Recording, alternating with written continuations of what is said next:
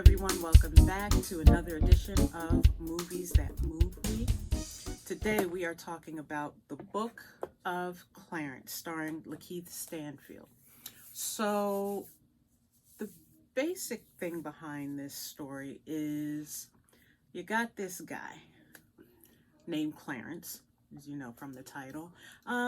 He's not a big believer of Christ. He's in biblical times. Everyone's talking about this new guy who's a Messiah, born of the Virgin Mary. And he's like, pish tosh, you're right. Okay? He is the twin brother of Thomas. Y'all heard of Doubting Thomas from the Bible. He is the twin brother of Thomas. Thomas left home to be one of the 12 and left Clarence with his sickly mother. So Clarence is doing everything that he can. It's not always necessarily legal, to keep food on the table and roof over mama's head. So there are a number of people that he's involved with. His love interest is Verena, played by Anna Diop. And Verena just so happens to be, what's his name again? Jedediah the Terrible.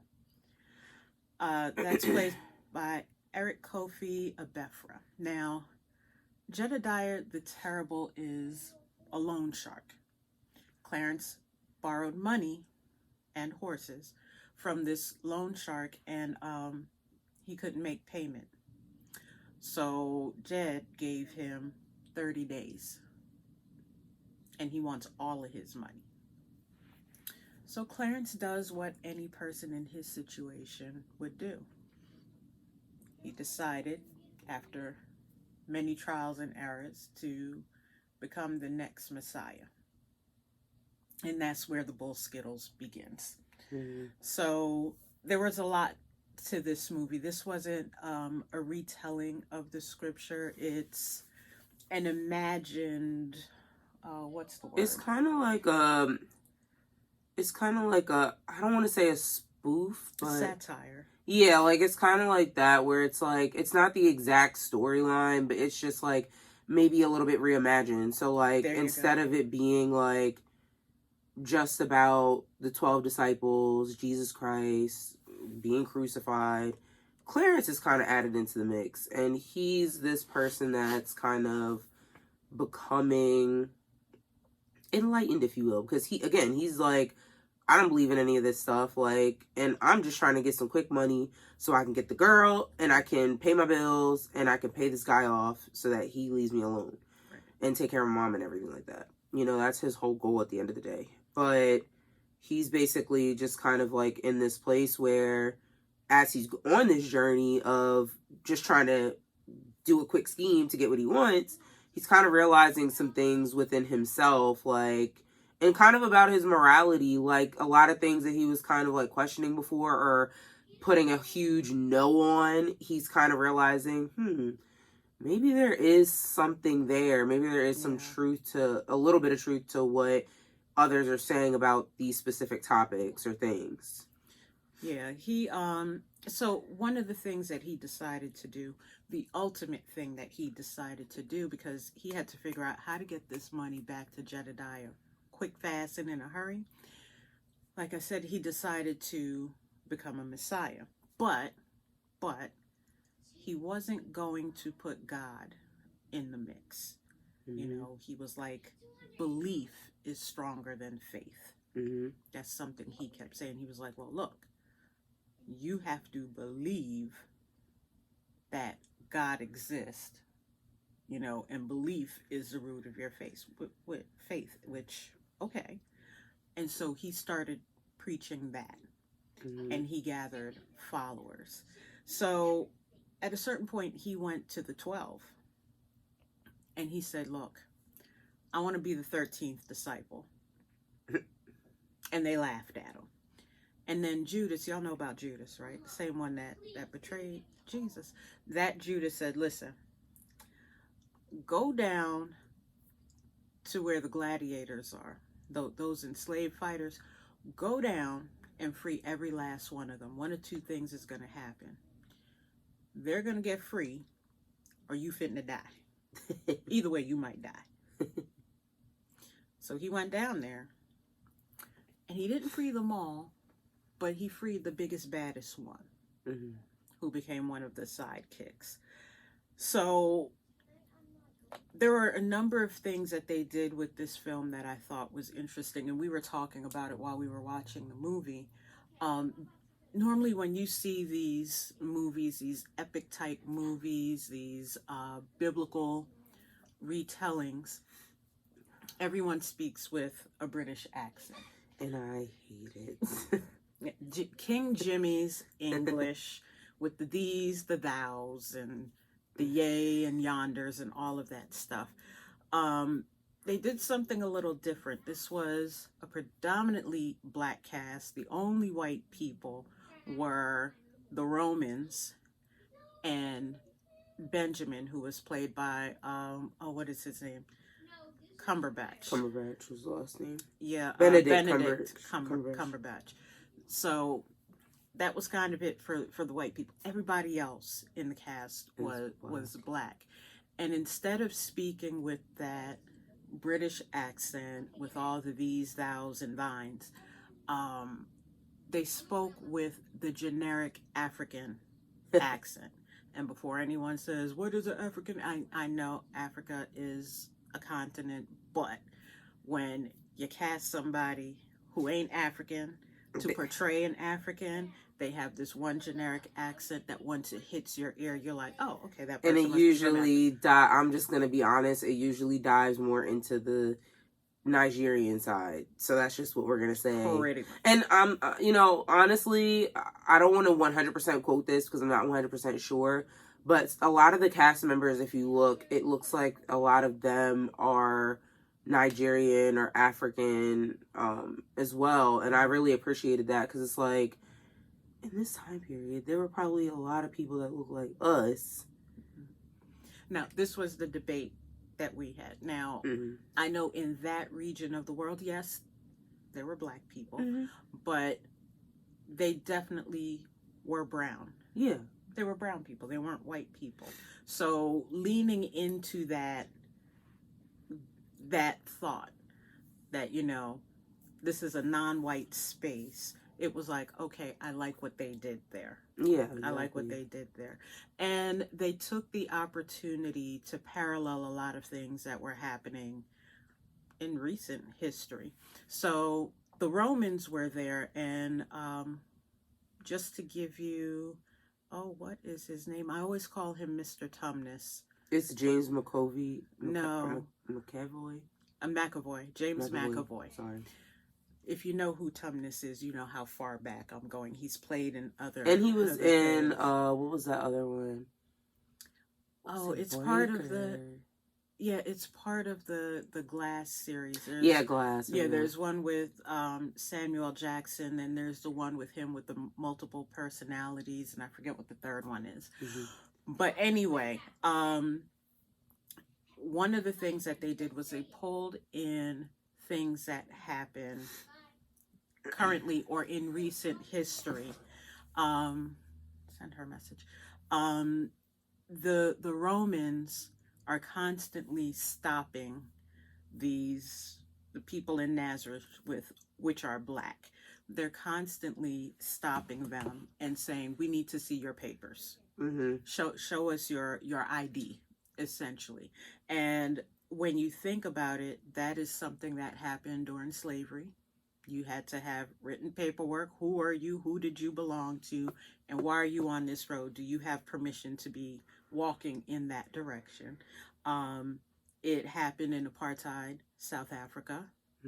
People had to have papers to prove their identity. Black people had to have papers to prove their identity.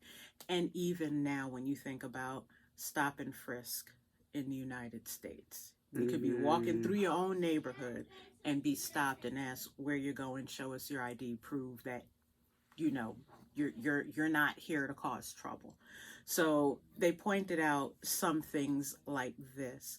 The other thing that they did they showed a nuance within the Black community.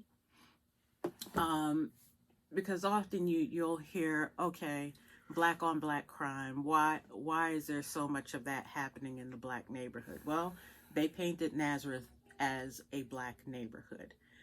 In this neighborhood, you had gangs. Mm-hmm. They had a gang that they called the Gypsies, which is basically a gang of little boys who were terrorizing the neighborhood and stealing from people. Mm-hmm.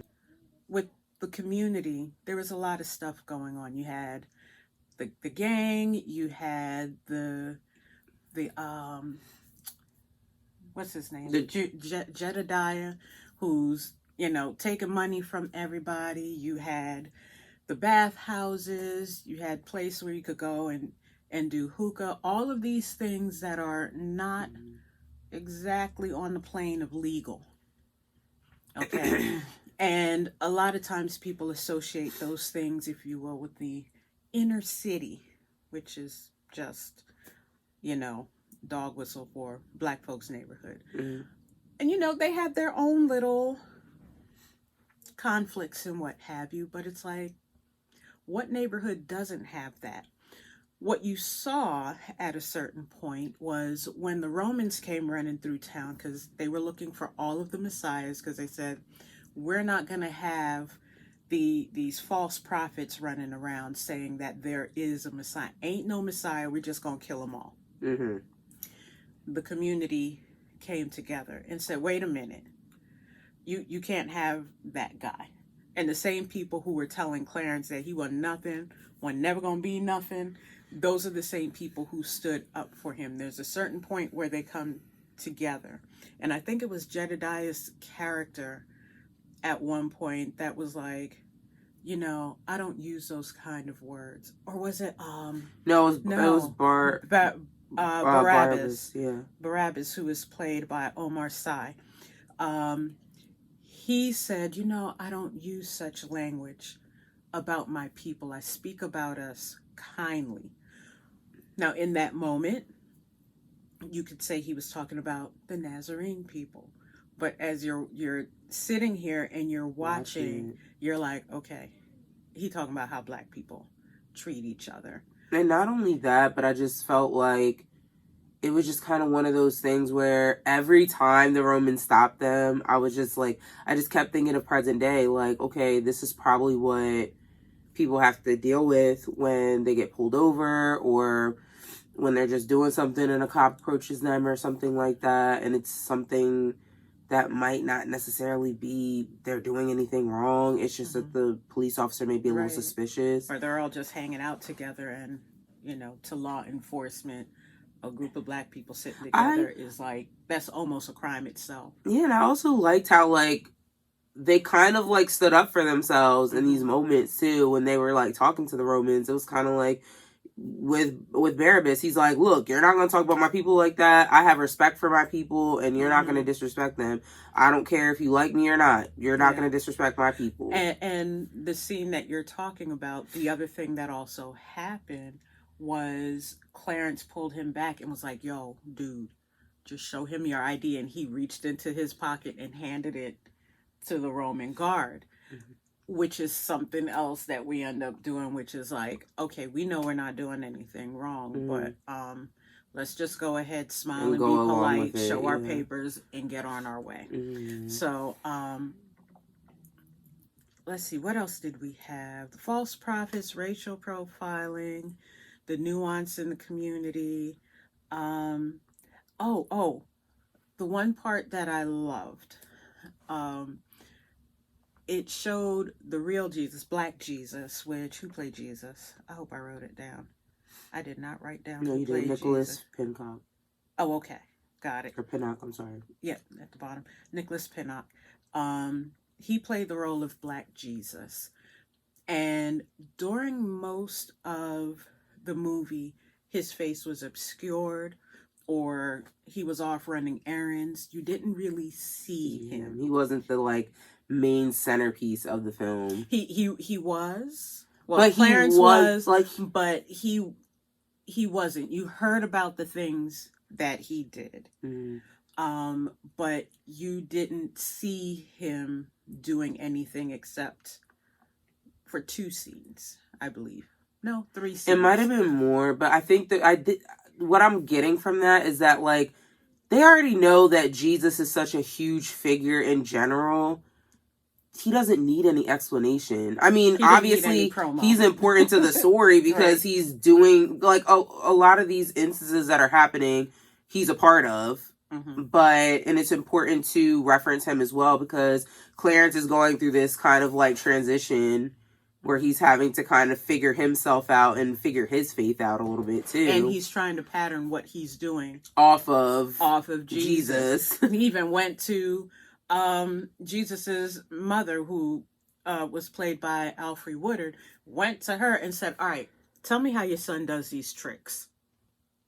And then even proceeded to tell her the virgin birth. Yeah, to say, like, you don't, looked at her husband was like, you don't really believe this, do you? Like, and offended her. But it's just kind of like, I don't know. I think I liked how they did that too, but I think they didn't really need to, like, they did it in a way where it's like he's still being presented as he is the Messiah. He is Jesus Christ. Mm-hmm. But he kind of it was like, I'm here, but I'm really not here. And this is Clarence's show. And I'm going to figure everything out. So when he finally does make an appearance, he's doing these miracles. He kept Mary Magdalene from being stoned to death. Mm-hmm. He gave Benjamin at the beginning and at this one point in the movie was like, please, can you just give me a coin? Anything that'll help me get a room, get some food, just anything that you have. What Jesus did at that point, I kind of cracked up about it a little bit because I'm like, this is who people, and when I say people, it's partly those who are churched and mostly those who are not, who question, all right, what's going on in the church where people are giving all of this money, but they're not getting any ROI. They're getting no return on their investment. What he did was he touched Benjamin's hand. And when Benjamin opened his hand, money just was pouring out. He just couldn't even count how much was pouring because it was happening so fast. So Benjamin got cleaned up. And again, this is the other part that kind of speaks in particular to how Black people, Black church people, respond. I don't know if respond is the right way, but what their belief is based on. The indoctrination, I'll say it this way. He went to the bathhouse, got himself spit, shined, and polished, came out, did a Tresemme commercial, flowing locks. And when he was done getting all dressed and clean, the Black women, the same women who had worked on him to get him cleaned up, looked and said, "Ooh, he looks like Jesus." So I'm sitting here like, okay, I see, I get the point and I see the accuracy, because if someone has a picture of a Black Jesus with dreadlocks as a picture in their house, guaranteed there's going to be at least one family member, whether they believe in Jesus that deeply or not, that's going to go, that's not Jesus, take that down. So it was really funny because all of a sudden this guy who ain't a Messiah, who was given money by Jesus, is all of a sudden people think he's the one who walked on water. So this pokes, to a certain extent, it pokes fun at some of the things in the Bible, but it positions Clarence as the other possibility. The what if Jesus didn't really die and somebody else died in his place type of thing. So it's a fun watch. There's some things that you can kind of take away and like we have, chat about it, you know, and go, well, what do you think about this point or that point? Is this really how people act? You know, that type of thing. But don't go into this looking for a historical telling of the Bible, or them trying to make him fit into scripture. That is not what this is at all. It was kind of reminding me of like it was kind of giving me the vibes of like Clash of the Titans, or like, what's the other one that I used to watch? Like Robin Hood, Men in Tights. Like, it gives me like that vibe, but it has a little bit more of a seriousness to it, I think. But there is a lot of comedy in the movie, but it's still like, it's a little bit, I think it's a little bit more less comedy than the two movies I just mentioned. I think those movies are like just super silly, but they have that satire to them where it's just like, okay, these weren't exact events that happened in these stories, but we're gonna put a twist on it, or we're gonna make it funny, or we're gonna do something different with this storytelling kind of thing. Right. And I guess the other thing is, I don't think I mentioned this earlier, it painted the disciples like an exclusive group. Because, come on, you got the twin of Thomas showing up. They're born 10 minutes apart. You would think he'd say, yo, let my brother in. But he was the main one saying, dude. He's just like, get lost, man. Like, you're not welcome here at all. He's like, you're not serious about any of this. You just want us to protect your behind from Jedediah. Everybody knows you owe him a large sum of money. No, we're not going to even introduce you to Jesus and have him protect you. So there's a lot of little things like that. I think the picture of the Last Supper, that was the way they did that was pretty cool. They managed to get that in there just right. But anyway, again, you know, it's comedy. If you are super religious and offended by anything that is not point for point Bible, then this probably isn't for you. But I think it still makes a decent social commentary, as well as puts a what if in there. What if there was another person trying to be a disciple? What would happen? What if there were people out there, which, you know, in the Bible it mentions there were false prophets. You know, what if Clarence was one of them? Yeah. But anyway, I think it's a good movie. It's a fun watch. It's not that long. The story moves. Great soundtrack. Some other folks that are in there. Tiana Taylor plays Mary Magdalene. David Oyelowo. Let me say the man's name right. Judas Iscariot's played by Michael Ward. It's a really good cast. Definitely check it out. And, you know, just have fun with it. That's really the whole point of the movie. Yeah. So anyway, that's all we have for right now. We will not be around starting in May, because we got Mother's Day, we got Memorial Day, we got summertime, birthdays, all of that stuff coming up just in a matter of weeks. So we are going to be silent for the summer, and we'll catch up with you guys in September. We'll still be posting or reposting some other things, so keep an eye on the Facebook group, Movies That Move We. And as always, you are welcome to go ahead and watch the stuff that we've posted previously on the YouTube channel, also Movies That Move We. So until September, folks, we wish you a good day, happy week, and we'll see you in September. Bye.